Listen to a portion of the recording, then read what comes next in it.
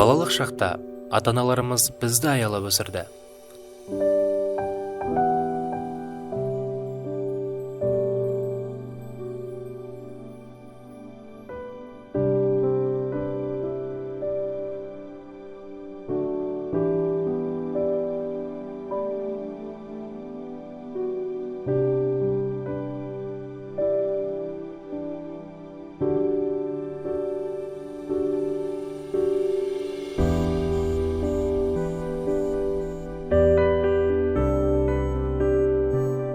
Ал бой түзегенде біз оларға қамқор болуымыз қажет.